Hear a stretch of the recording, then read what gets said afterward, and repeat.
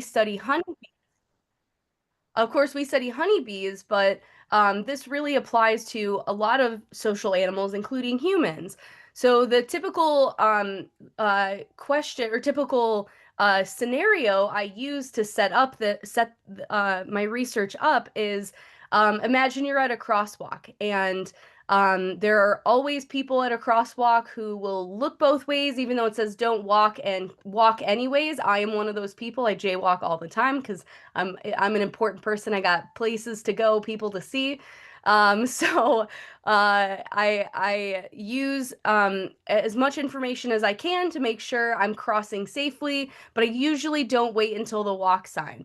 I was in Germany recently, and German people do not do this. They will wait as long as it takes to for that walk sign. So there's a lot of people here also in Milwaukee who do the same thing. So um, when you're at a crosswalk, a lot of people will use what I will call ecological information. So the walk or don't walk sign, presence of cars, this type of information. But they may or may not be more likely to walk if other people start walking. So we also can use social information to help us assess whether the environment is safe or not to walk. You would assume that someone walking nearby isn't going to make the choice to walk if there are cars. So you're assuming that they're also making good choices. So we have in our world, we have both the information from the environment as well as information from each other to help us make decisions. And this is no different in the honeybee world. So this is a typical frame of a honeybee colony. So this is just a part of the hive, the inside of the hive that I've pulled out. And just by how busy this slide is, you can see how much information, how much social interaction these animals are doing pretty much at every moment. Um, so there's a lot of interactions that these bees do. And the main question in my lab is how are they using all the information in their world to work together? We can do a quick find the queen game. Does anyone want to play find the queen? There is a queen bee on here, and I'm gonna get my cursor ready. I can the cursor is just sitting there. It's not near the queen right now.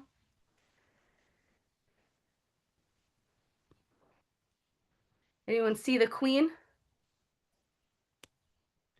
I think so. Give me a quadrant. Top left, Oh, Top bottom left. left, sort of the Okay. top left, yeah. Yep. kind of. So move up your cursor up there. Oh, Yep. left. So this is the queen. That Did you is? see Oh, this one? I thought that one. Yep, so this is a drone. This is a male bee. So they're also bigger, but this one right here is the queen. So she has a longer abdomen and also her thorax is has less hair on it. So that's how you can tell compared to a worker where the workers' thoraxes are still pretty fuzzy. Yeah, good job. All right. So just to kind of go into that a little bit more, there are three different kind of groups of honeybees in the colony. You have workers who are the vast majority, 99.9% of the colony are worker honeybees. They're all females, so genetically they are identical to the queen. The queen is also female, so the only difference between workers and queens is what they're fed during development. So workers are fed brood food, which is a secretion from other worker bees, and queens are fed royal jelly, which is also a secretion from other worker honeybees, but it is more rich in fat and protein, which helps her abdomen grow and helps her ovaries develop. So even though the queen and the workers are both female, the queen is the only one in the colony that can reproduce with males, which are the drones. To reproduce, they actually leave the colony, so you don't want to mate within your colony because you're all highly related. So if a queen mated with drones from her colony, she'd be mating with her brothers. So they actually do a mating flight and they mate mid-flight with the drones working to find the queen with their giant eyes. So they do a lot of visual searching, and the queen also emits pheromones that the drone will pick up. So you have workers, a single queen in the colony, and drone bees. And right now, the colonies are producing a lot of drones to be able to go out and reproduce, and then that'll peter off throughout the summer. So this is what we call a reproductive division of labor, where only a couple of the individuals in the colony actually reproduce, and the workers, the vast majority of them, never actually reproduce. So this was, I was just drinking from my Charles Darwin mug. This was a famous example in on the origin of species, because he could not explain evolution because of in the honeybee colony, because the workers, the vast majority of the individuals in the colony, never reproduce. So how are their genes, which Darwin didn't know at the time that it was genes, but how does evolution happen when that's the case?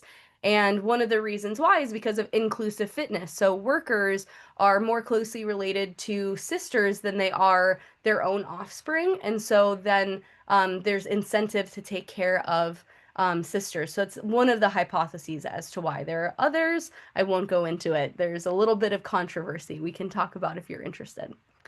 Okay, so wild information happening in the honeybee colony.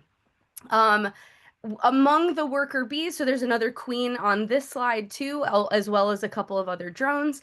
The workers in the honeybee colony also have a division of labor. It's called a temporal division of labor, or a time-based or age-based division of labor, where the youngest bees are the nurses. So the nurse bees are the ones with their little butts sticking out here. They're sticking their heads into these little open cells and taking care of the baby bees inside. They also take care of the queen.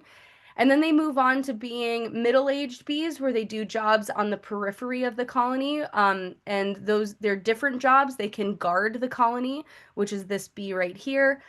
Fanners, which I'll talk about and is the main focus of my research, as well as undertaker bees. They clean, if another bee dies inside of the colony, they'll actually remove the bees from the dead bees from inside the colony. And then we all know and love forager bees. These are the ones that we see in our gardens most often, visiting our flowers and doing a lot of pollination. And even among the forager bees, there's a division of labor. Some will collect nectar, which they turn into honey, which we know and love. And some of them will collect pollen. So very rarely do bees actually collect both. So there's different physiological states that dictate what they collect, which I think is also really fascinating. So in my lab, we study a behavior called fanning. Just to orient you, this is the entrance of a honeybee colony. So this red part here is what we call the porch. So it's kind of a landing pad when foragers come in, and also a gathering place where a lot of the workers will be. And then this yellow part up here is the hive body. So it's the inside, the box that houses the rest of the colony. So this is where all the honeycomb is, all the baby bees are inside this yellow part. So the bees go in, the shadowed part here is the entrance. So these fanning bees, let's see if this will work.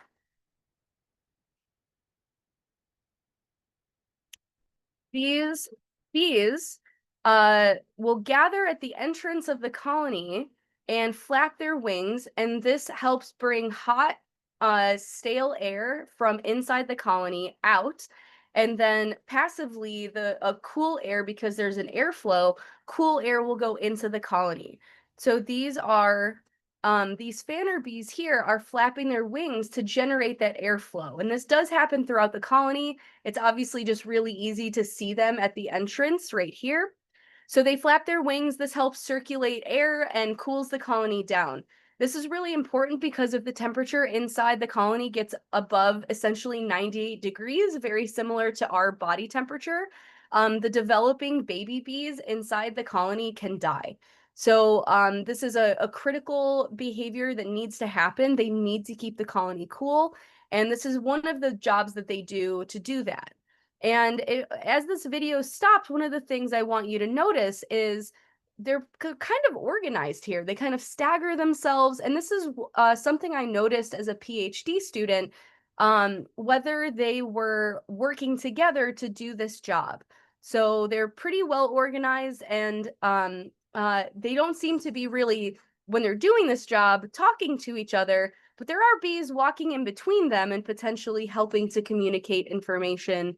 And so I wanted to dive into this, whether fanning was a social behavior. So I just want to stop there for a second because I've gone through a lot. Any questions so far?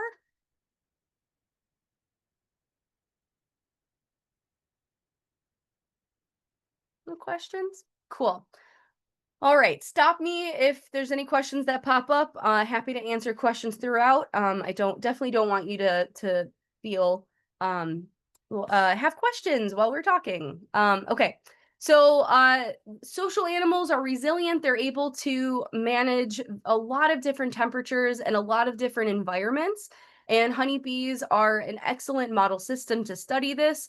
And so, like I mentioned, we are interested in how bees are using both social and ecological information to know when to do this behavior. So we're kind of working on two arms of this. One of the first experiments that, and we do this working on the roof of our Weir Life Sciences. If you know Marquette's campus, it's right on the corner of Clybourne and technically 15th Street, although it's kind of just a pedestrian sidewalk. So we're right in downtown or close to downtown Milwaukee. We're right in the city. And we have this apiary on our rooftop that we're able to go and collect bees, which makes it really easy. This is actually me out there. Usually, as a professor, I'm stuck in my office writing papers and grants and not really outside that much. But this was one of those rare exceptions that I was outside.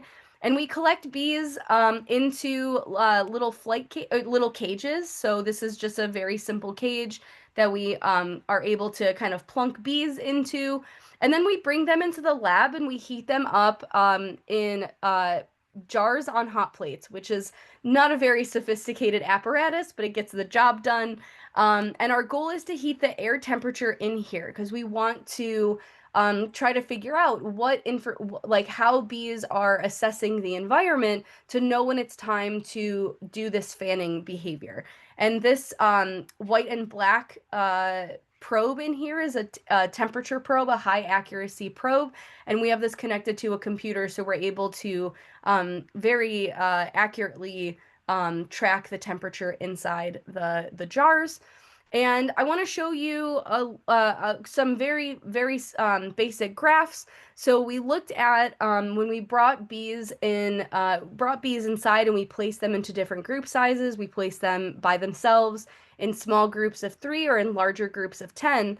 We looked at how likely the bees were to start to fan inside the cages in those hot plates. So we bring them up and we heat them 1 degree per minute. So it's a pretty steady rate, 1 degree per minute. And we just watch them to see how many of them start fanning in these assays. And what we found was when the bees are by themselves, this line down here shows that they almost never fan. There's a couple of data points up at 1 when we did see fanning, but the vast majority of these assays, we did over 50 of them. They almost never started to fan. Whereas when we have bees in groups of 3, they are more likely to fan, and then bees in groups of 10 are almost always fanning in these assays. So they're almost all of them in the assay are starting to fan. So we see this bar here is the median proportion of fanners inside the colony. So we can see inside the assay, sorry, and we can see that dramatically increase when they are in bigger groups. We also kept track of the temperature that the bees are fanning at. So this is the temperature in Celsius. And if you can imagine, I think a line will pop up later, but a line right here at 35 is the temperature that the bees want to keep the inside of the colony at. So those few bees that did fan when it was a single bee, they're fanning at almost 50 degrees Celsius, which is incredibly hot inside the colony, well over 120 degrees. When bees are in groups of 3, they're fanning at slightly lower temperatures. And then when bees are in groups of 10, they're getting really close to that ideal colony temperature that they want to manage the temperature at inside their colony. So It seems like bees in groups of 10 are also better at knowing what temperature it is and maybe organizing to fan at a more ideal temperature. So we think that there is something cool going on in these groups. And we're continuing to dive in to explore that even more. So in my lab, we are to study these components of fanning behavior. We study obviously the behavior. We study neurophysiology, so we're interested in what happens in the brains of bees that are fanning, what causes a bee to become a fanner, not only their age, but also why would you be a fanner versus a guard? Some of those types of questions. We are also looking at their genetics, what genes get turned on and off that make them fan. We change different environmental cues and the social environment. So we change the group size, for example. We change how fast we heat them or how slow we heat them, and that does change their behavior. And then we're always looking at this fanning as a collective behavior. So this is kind of the arrangement and the different projects that happen in my lab. I also have a student looking at the impacts of environmental pollutants. Specifically, she's looking at antibiotics. So beekeepers use antibiotics prophylactically in their colonies to prevent bacterial infections, and she's also showing that that impacts their behavior. So we're looking at all kinds of different components of the environment and how that may play a role in how they do this fanning job. Honeybees are really cool, but they are not the only bees that we see in our garden. So I just wanted to spend a couple minutes talking about the awesome bee species in Wisconsin. So these bees that we do our research on are European honeybees. So they're not native to the United States or the Americas at all. There's actually no native honeybees to the Americas. There are some bees that do collect honey, like stingless bees and bumblebees, or collect nectar that they store for short periods of time in their colonies. But all honeybees are found throughout Europe, Africa, and Asia. So any honeybee, the honeybees that you see in your garden are all European honeybees. So they're not native, but they're important to our pollination, especially in our agricultural system. We have lots of European crops that we also have in our country, so they all need European bees. Most of the bee species are solitary or semi-social. They're not so as social as honeybees that form these massive colonies. They will often nest by themselves or sometimes with just a small group of other bees. A lot of the bees in our backyards nest in logs, twigs, and in the ground during the summer. So they build nests and they will still go and collect pollen and provision their eggs with pollen. So it's a very similar strategy to honeybees also, where they feed the workers feed secretions from their glands, but they're eating pollen and nectar. And so these solitary or semi-social bees will provision their nests in the summer with pollen. And that's one of the reasons behind No Mow May, because you have lots of bees forming their nests, especially in May. Maybe not so much this May. It was a little cold, and I think the bees were in hibernation for a little bit longer. I didn't see many of them until this past week. But a really good reason to at least leave some of your yard a little bit more wild. And then during the winter, the solitary or semi-social bees will also overwinter in grass stems and leaves. And so this is also one of the reasons to leave the leaves in the fall and throughout the winter and even into the spring. So the rule of thumb is you need a week of 50-degree weather before you pick up your leaves in the spring. This spring was exceptionally long to get to that point. I don't think we got to a sustained 50 degrees until this past week. So again, to your discretion, I like an excuse to be a little bit lazy and leave the leaves in my yard, but I did clean up some areas throughout May, just to get my garden ready because tomatoes needed to get planted. So I just want to highlight these bees. They really range in size. So you can get tiny little sweat bees or fairy bees that are the size of fruit flies. all the way up to larger bees.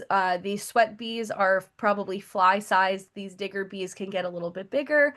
And then bumblebees and carpenter bees can be quite large, and sometimes I saw a queen bumblebee looking for a nest yesterday in my yard, and I felt very excited about that. Pick my yard, please. Come pick my yard.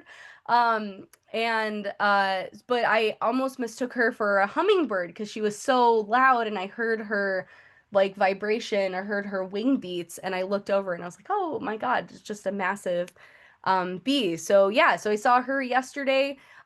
There's also lots of animals that look similar. I was staring at a dandelion yesterday, walking my dog. I'm sure people think I'm crazy. And there were a bunch of bee mimicking flies, little hover flies all over this dandelion. There was probably 5 of them all over the single dandelion. And I was just watching them interact, and it was really cool. So lots of awesome organisms and pollinators, not only bees, of course, in our backyards, but this is just to highlight a diversity of bees that you would probably see throughout your yard. I wanted to just touch on bumblebees because, oops, sorry, I'm going to stop sharing real quick and start sharing another screen. Let me see.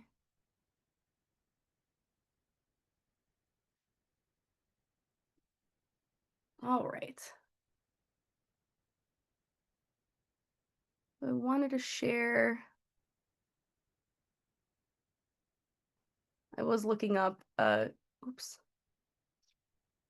All right. So I was looking up the kestrel nest. I don't know if anyone's watching this kestrel nest that's over um, in Prairie du Chien. I don't know how to say it because I'm not from Wisconsin, but hopefully I didn't butcher that too badly. So I've been watching this kestrel cam, but I wanted to, that was just a side note because we were talking about birds earlier. I wanted to bring up this bumblebee guide. This is a great, guide from the University of Wisconsin-Madison on what bumblebees you're looking for and where they're found. So I just love this guide. I can send I if nobody has this, I can send this um, to Tim and he can send this around, or you can email me. I'm happy to share it. But this is just I just love this guide, especially the really easy colorations. If you have iNaturalist, iNaturalist is also pretty good at identifying bumblebees, but sometimes I like looking at a guide and trying to figure it out myself. So that is just one guide for the awesome bumblebees here in Wisconsin. And then let me stop sharing this and reshare my.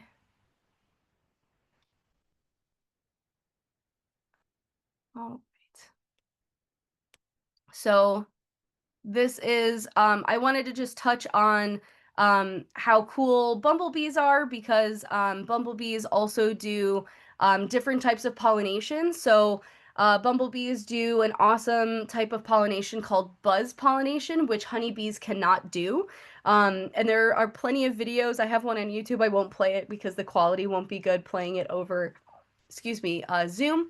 But this is a type of pollination that that bumblebees and some other types of bees like squash bees do to specific flowers like tomatoes, any nightshades, tomatoes, the other native nightshades that grow around here, the black nightshades and some of the other varieties, and any peppers or other types of plants in your garden, as well as squash. So squash are also benefit from this type of pollination. And this type of pollination, um, honeybees can't do this type of pollination, and bumblebees co-evolved with these types of flowers. So nightshades are native to the United States, tomatoes, potatoes, peppers native to the Americas, and so bumblebees co-evolved with these types of flowers, which is why bumblebees can do this type of buzz pollination. The videos on YouTube are hilarious. The bees will get on the flower and sonicate them so they buzz like a electric toothbrush. If you're in your garden and you hear something and you're like, "What is that noise?" It sounds like electrical equipment or something buzzing, it's almost certainly a bee doing this type of buzz pollination. And the pollen like shoots out at them and just like hits them in the face, and they're just like getting hit by this pollen, and it's really hilarious. They're really cute. Okay, so some of the other ways that you can help bees in your yard, don't use herbicides or pesticides, plant flowering plants, and if you especially want to support the native plants, native bees rather, support plant more native flowering plants that are from Wisconsin or from this region. Again, those animals have co-evolved with those types of flowers and are looking for those types of flowers in your garden. And then you don't have to do this to your entire yard. I'm actually one of those types of people who does. I would rather have most of my yard be kind of wild, much to my husband's dismay. But we try to leave at least parts of our yard a little bit more wild with native plants. I've been turning some of the areas into native gardens with the Milwaukee Metro Sewer District's flower sale. So I buy them every year and I plant a new part of my yard with those flowers. And just trying to increase the number of flowers and native flowers in my yard. And I'm right here in Bayview. I live down in Bayview, and so it's really surprising. I'm sure all of you know, like in your yards, just the variety when you plant these flowers and give these animals space to nest and have food. They're just absolutely remarkable how much how diverse you can the bees are in your yard. I wanted to just touch on this really quick. I have a very good friend, Anja Weidemuller, who is a bee researcher in Germany, and she was studying thermoregulation, so this managing temperature in bumblebees. So she was studying this fanning response in bumblebees when I was studying it in honeybees. And she published this incredible paper just a couple of years ago showing that glyphosate actually impairs the wing muscle movement that impairs collective temperature regulation or thermoregulation in bumblebee colonies. So honeybees and bumblebees will also use their wing muscles to shiver and generate heat to keep warm when it's cold. And she was looking at both fanning and shivering, generating heat to keep warm. And she saw that glyphosate, which is the active ingredient in Roundup, impaired that ability. So yet another reason to, stay away from those herbicides and pesticides in your yard. They don't necessarily kill bees, but they can impact them in those kinds of ways.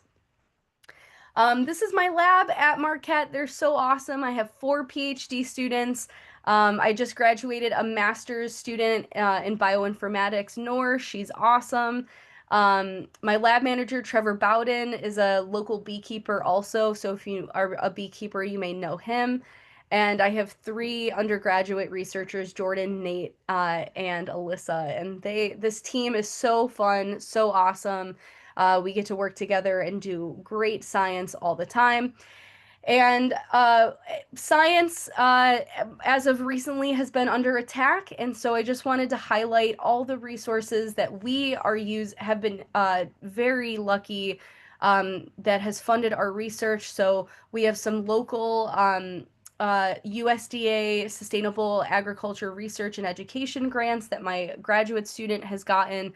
A lot of my research right now is funded by a pretty large grant from the National Science Foundation. And in the past, I've also gotten funding from the USDA and the National Institutes of Health. NIH will fund basic science and has funded honeybee research. And that's what I was paid on when I was a postdoc at Arizona State looking at bee cognition. And ultimately, this money and the funds that come uh, from these agencies are taxpayer dollars. So these come from you. And so when you pay your taxes, you part of that money comes to help us do our research and help understand how these social animals are working. together and hopefully help us understand how other societies, like human societies, may be working together as well. So I just wanted to highlight this. We could not do this work without the science funding. And so if science gets defunded, we don't do this work.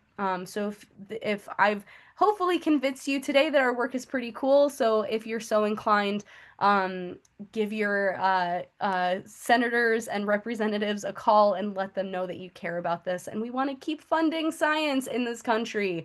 At least I think so. I am obviously biased, but this helps pay the bills. But I think it's also just objectively important to continue to do. So that's my little soapbox at the end. And that is my presentation.